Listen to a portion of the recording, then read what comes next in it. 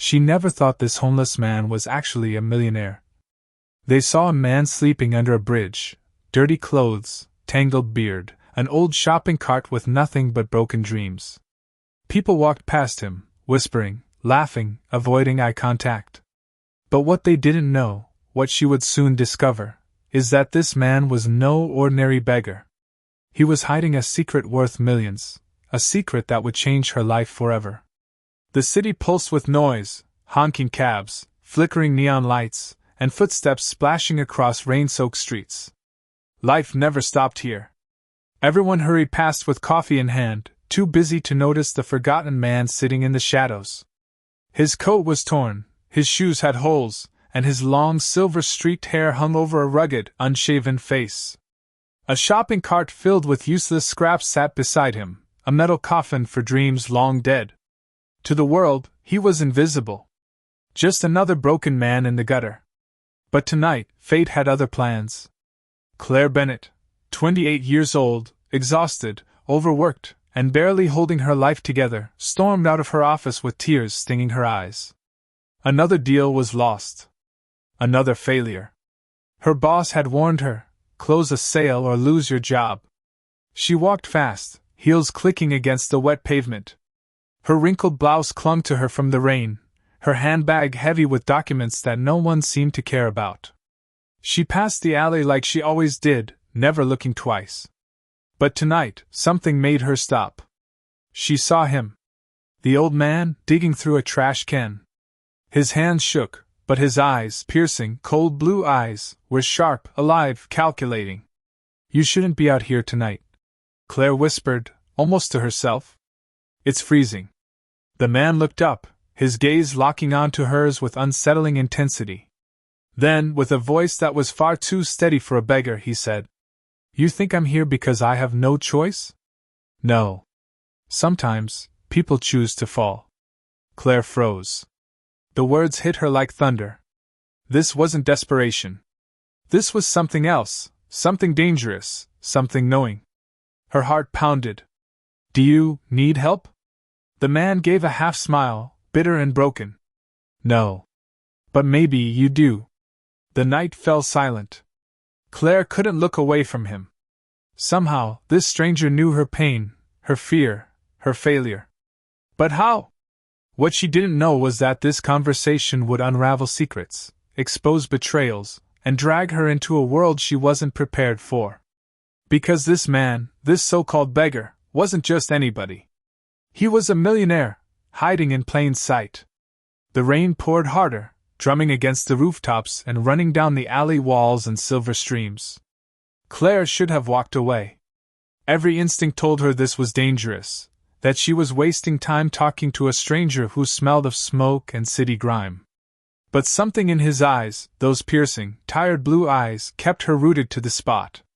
He studied her, like a man who could read her life story in the way she shifted her weight, the way her lips trembled, the way she avoided looking at her own reflection in the puddles. "You're drowning," he said quietly. "And you think it's the rain." Her breath caught. "Excuse me?" The old man chuckled, the sound low and dry, like gravel scraping against concrete. He reached into his torn coat and pulled out a battered notebook, the edges curled, pages swollen from water damage. Claire frowned. It wasn't what she expected. No Bible. No survival notes. No journal of a madman. Instead, the pages were filled with messy market charts, coded numbers, and scribbled equations. He flipped the book open with practiced fingers. Numbers never lie. People do. Money does. But numbers. His eyes glimmered with sharp conviction. Numbers always tell you who's in control. Claire leaned closer despite herself, her handbag clutched tightly to her chest. "Are you some kind of professor?" He shook his head, silver hair falling across his weathered face. "Once, I was a man who knew how to build empires. Now, I'm a ghost haunting the ruins." A million questions raced through her mind. Why was he on the street if he was so brilliant? Was he crazy? Was this some kind of scam? But the charts in that notebook, they weren't random. They were real, detailed, the kind she had seen at her firm, except sharper, more ruthless, almost prophetic. Her heart pounded harder. She was broke, jobless if tomorrow went wrong, and here was this ragged stranger speaking truths she couldn't ignore. She swallowed hard. "Who are you?" For a moment, his expression hardened. Then he leaned back, the shadows deepening around him. "A man who lost everything, because I trusted the wrong people." Claire shivered. His words carried weight, the kind of scars you couldn't fake. But beneath the sorrow, she saw something else, a spark.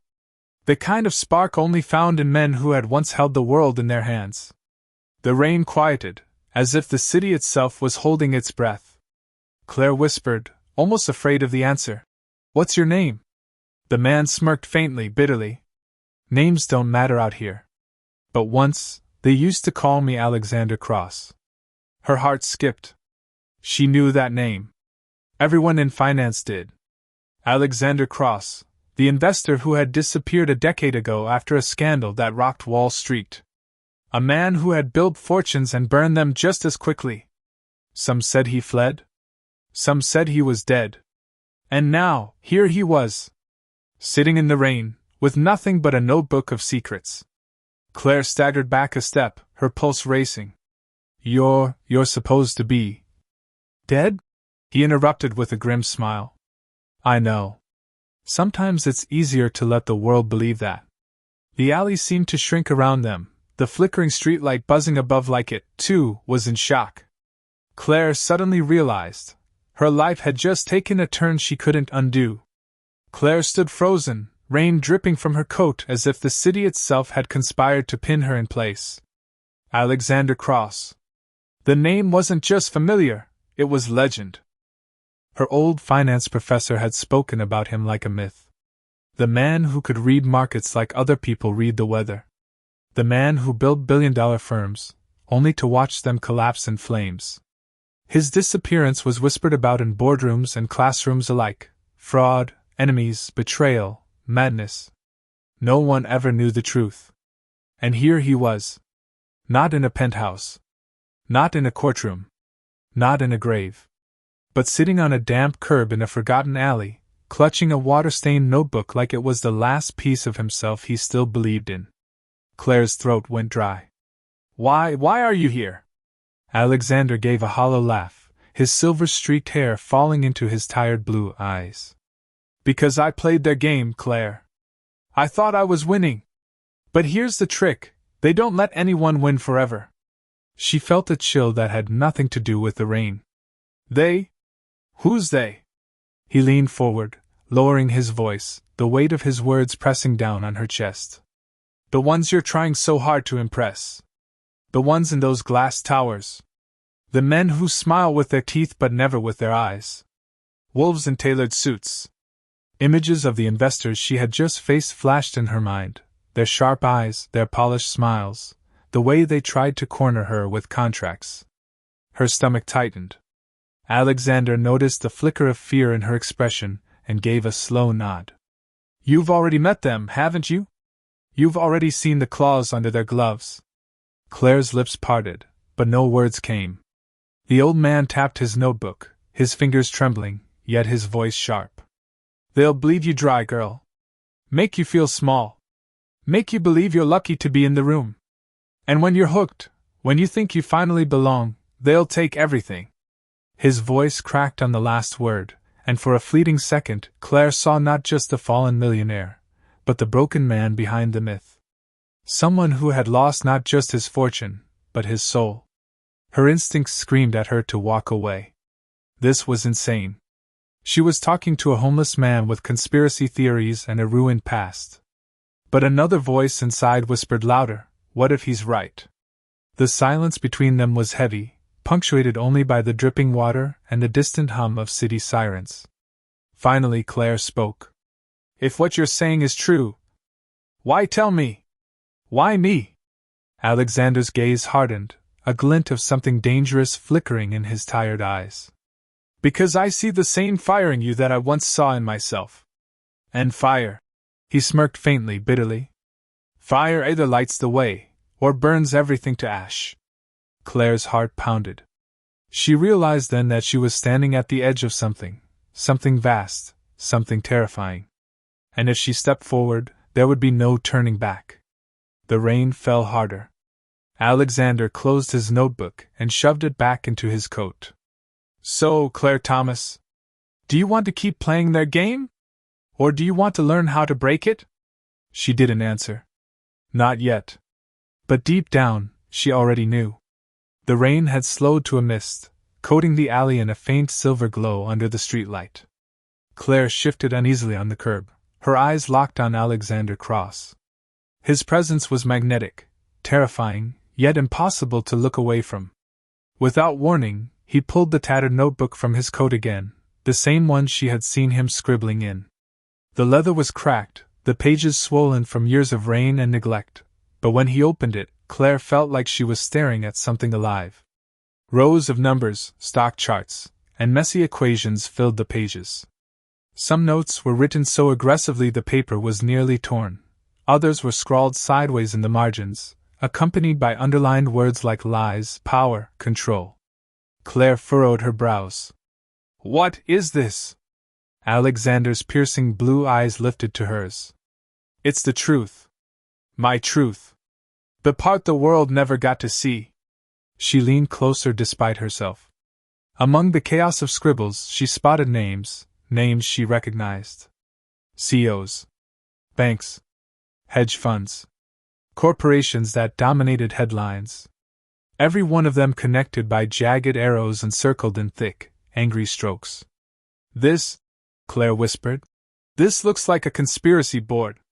Alexander chuckled bitterly. That's what they'd want you to think. But it's not paranoia if it's real. Every deal, every betrayal, every knife in my back, it's all here. I wrote it down because the only thing harder than watching your empire burn is pretending you don't know who lit the match. His voice carried a weight that pressed against her chest. Claire had no proof, no reason to believe this ruined man, but the conviction in his tone made her shiver.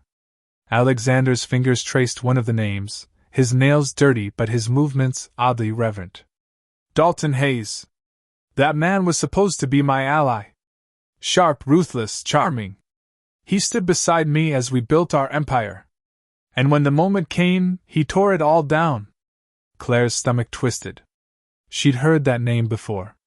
Dalton Hayes was still in the game, still powerful, still untouchable. If Alexander was telling the truth, she was staring at a man who had been destroyed by one of the city's biggest sharks.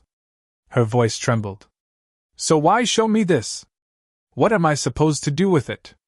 Alexander snapped the notebook shut, his eyes locking onto hers with chilling intensity. Because knowledge is power, Claire. They'll chew you up because you don't know their playbook. But I do. And if you're bold enough to learn, I can teach you how to turn their weapons against them. The words sent a jolt through her. This wasn't just a warning anymore, it was an invitation. She hesitated, her breath visible in the cold air. And if I refuse? Alexander leaned back, the ghost of a smirk curling his lips. Then you'll keep chasing scraps, and one day you'll wake up like me, broken, forgotten, a ghost in the gutter. The choice is yours. The alley fell silent again, except for the faint dripping of rainwater. Claire's mind spun with fear, doubt, and a dangerous flicker of curiosity. She had come looking for answers. Instead, she had found the beginning of a storm. The city skyline glowed in gold and steel as Claire walked to her office the next morning, Alexander's words replaying in her mind. Dalton Hayes. She had heard that name whispered before in real estate circles. Powerful. Untouchable. A man who could buy or bury any deal he wanted. The kind of figure who smiled for magazine covers while building empires out of other people's broken lives. Claire tried to shake it off. Maybe Alexander was lying. Maybe he was just a bitter man blaming others for his own mistakes. But deep down, she knew, something about the way he said Hayes' name felt too sharp, too personal. When she stepped into the lobby of Raven Realty, her boss was waiting. Evelyn Carter, poised, flawless, and terrifying. Her auburn hair was pulled back tight, her blazer pressed to perfection, and her eyes sharp enough to cut glass. Claire! Evelyn said briskly, holding a leather folder. You have a meeting this afternoon. With a very important client. Claire hesitated. Who? Evelyn's lips curved in a controlled smile. Dalton Hayes. The words hit like a thunderclap. Claire's knees nearly buckled. Dalton Hayes? Yes, Evelyn said, already striding toward the elevator. He's interested in expanding into commercial properties. This is the kind of opportunity people in your position dream about. Don't blow it. Claire's heart pounded. Alexander's warning screamed in her head, Dalton Hayes. He tore it all down. By the time afternoon came, Claire found herself standing in front of glass conference room doors. She could see him through the glass, Dalton Hayes. He was in his early 50s, his black hair slicked back with streaks of gray, his jawline sharp, his suit impossibly tailored. He leaned back in his chair with a faint, arrogant smirk, the kind of expression that said he already owned the room before anyone else even walked in. His eyes, dark, piercing, landed on Claire the second she entered. Miss Thomas, he said smoothly, rising just enough to shake her hand. I've heard interesting things about you. His grip was firm, his smile practiced. But behind it, Claire felt the chill of a predator. Dalton gestured for her to sit. I'll be blunt. I don't waste time. I want this deal, and I want it now. But I don't deal with incompetence. So convince me why I should trust you. Claire swallowed hard. This was no ordinary client. This was a man who could destroy her career with a single phone call. But as Dalton spoke, she caught a flicker of something in his tone: pride, arrogance, danger. Alexander's voice whispered in her memory, he'll chew you up and leave you with nothing. Claire steadied her breath. This was the moment. If she wasn't careful, she'd step right into the same trap that destroyed Alexander Cross. And for the first time, she realized, she wasn't just fighting for a deal. She was fighting for survival. The conference room was colder than it should have been. The walls of glass made Claire feel exposed, like she was on display.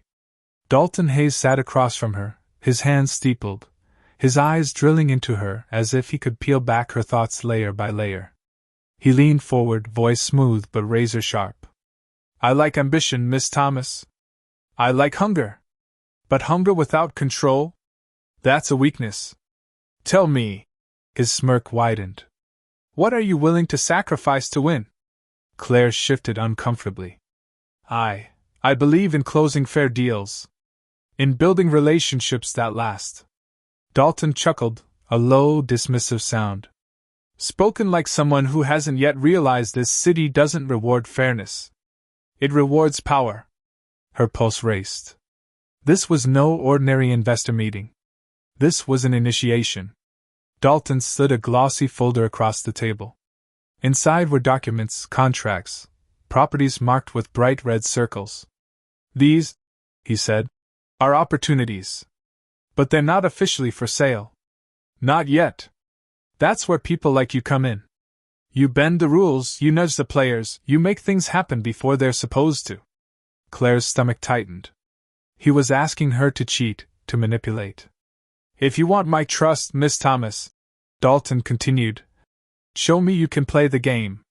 Sign off on one of these tonight, and I'll put you on the fast track. Wealth. Influence. Power. All within your reach. Her hand hovered over the folder. The temptation was suffocating. She thought of her overdue rent, her looming debt, her job hanging by a thread. Evelyn's sharp warnings echoed in her head. And then, faintly, another voice. Dalton Hayes. He tore it all down. She froze. Alexander Cross. Claire glanced out the glass wall of the conference room. For just a second, she swore she saw him, standing in the shadow of the lobby, coat ragged, eyes locked on her. Dalton noticed her hesitation. His voice turned colder. What's wrong? Not ready for the big leagues? Maybe you're just another disposable associate. Plenty of those floating around. Claire swallowed hard, forcing herself to breathe. I'll need time to review these, she said carefully, pushing the folder back. Dalton's smirk didn't fade, but his eyes darkened. Time is for the weak. Remember that. The meeting ended with his sharp handshake and a whisper in her ear. If you don't move forward, you'll be moved aside. As Claire stepped out of the building, her knees nearly gave out. But in the alley across the street, Alexander was waiting. You saw him, Claire said breathlessly. Alexander nodded, his face grim. Dalton Hayes isn't just a businessman. He's the wolf. And you just walked into his den. Claire's chest tightened. She wasn't just in over her head. She was drowning. The night pressed heavy around them as Claire and Alexander stood beneath the flickering streetlight. The city noise seemed far away, muffled, as if the world itself was holding its breath. Claire's voice trembled. You said Dalton Hayes isn't just a businessman. Then what is he? Alexander's tired blue eyes burned with a rare intensity. He's the man who made me disappear. Claire's breath caught. What do you mean? Alexander leaned against the wall, his rugged face shadowed, his voice low and steady. 5 years ago, I was untouchable. My empire stretched across continents. Billions at my fingertips. But wealth like that, it attracts wolves. And Dalton Hayes was the hungriest of them all. He pulled his crumpled notebook from his coat, flipping through pages of jagged stock patterns and coded notes. I saw things others ignored. Market shifts, insider deals, movements that didn't add up. I confronted him. I thought I could expose him. Claire stepped closer, heart pounding. And? Alexander's jaw tightened. He turned the board against me. My partners, my allies, they all switched sides. Overnight, the empire I built was gutted. Fraud charges, media frenzy, whispers of betrayal. And while the world watched me burn, Dalton Hayes stood smiling in the smoke. Claire shivered, picturing it. The man she had just met, so calm, so confident, destroyed Alexander with the flick of a pen. Alexander's voice grew harsher. I had a choice, fight and be crushed, or vanish. So I let the world think I was dead. Better a ghost than a pawn in Dalton's game. Claire stared at him, her pulse racing. And now, me? He met her eyes, his regret carved deep into the lines of his face. Dalton sees you as what I once was. Hungry. Desperate. Useful. He'll lure you in with promises. Then, when you're no longer valuable, he'll strip everything away, your career, your name, your soul. The truth hit Claire like ice water. She thought she was chasing success. Instead, she was being stalked. But why warn me? She whispered. Why not just walk away? For the first time, Alexander's voice cracked. Because I see myself in you. And I won't watch another life get shattered by him. Not again. The air grew heavier. Claire realized this wasn't just about survival. This was about war. A war between a fallen billionaire and the wolf who devoured him. And somehow, she was caught in the middle. Alexander's hand tightened around his notebook. If you want to survive, you'll have to choose. Walk away, or fight. But if you fight, Claire, there's no turning back. She stared at him, trembling. The city's hum seemed to fade. All she could hear was her own heartbeat and the weight of his words. The war for her soul had begun. Excellent. Now let's step into part 8, where Dalton Hayes and Evelyn Carter moved their pieces on the board, pulling Claire deeper into the web while Alexander's warnings echo in her mind. The city's skyline shimmered against the night, glass towers cutting into the clouds like blades. Claire walked briskly toward Dalton Hayes' office, her thoughts still haunted by Alexander's confession. Every word of his warning echoed in her mind. Dalton will strip everything away. Yet here she was, summoned by the very man who had ruined Alexander Cross. The office was quiet when she entered, its marble floors polished like mirrors, the air heavy with the faint scent of expensive cigars. At the far end of the room, Dalton stood by the floor-to-ceiling windows, his silhouette framed by the city's glow. Claire, he said smoothly, not turning at first. His voice was calm, controlled, the voice of someone who never begged, never explained, only commanded. You've impressed me. Her pulse quickened. I didn't think you even noticed me. Dalton finally turned, his dark eyes locking onto hers. There was no warmth, only calculation. I notice everything. And I know talent when I see it. You're wasted where you are. With me, you could build something real. Something permanent. The words were tempting, laced with power. For a moment, Claire imagined what it might feel like to stand beside him, wielding influence instead of scraping for recognition. But then she remembered Alexander's ragged face, his ruined life, and the ice in her stomach returned. Before she could answer, the door opened. Evelyn Carter walked in, poised, flawless, holding her leather folder like a weapon. Claire, Evelyn said with a thin smile. Dalton speaks highly of you. That doesn't happen often. Claire forced a polite smile, masking her unease. Evelyn's eyes were sharp, searching for weakness. Dalton gestured toward Claire. She's ambitious. Raw.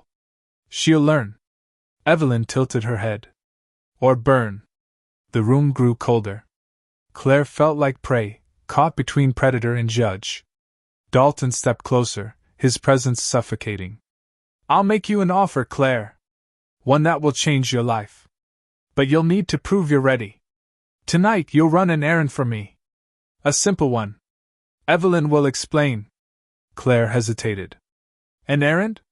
Dalton's faint smirk cut through her nerves. Think of it as initiation.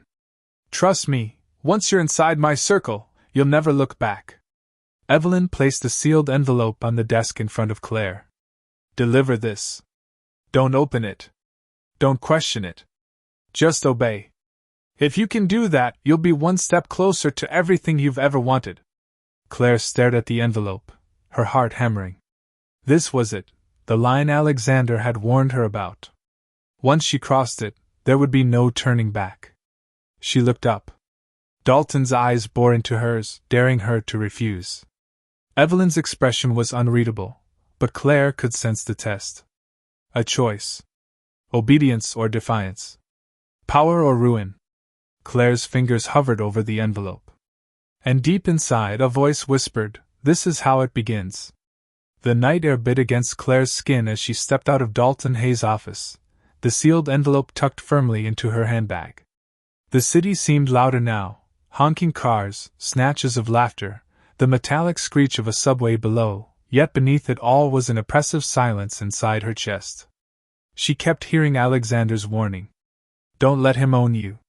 Don't let him pull you in. But she had the envelope. She had agreed. The instructions had been simple. Deliver it to a man waiting in a dim cafe on the east side, near the river. No questions.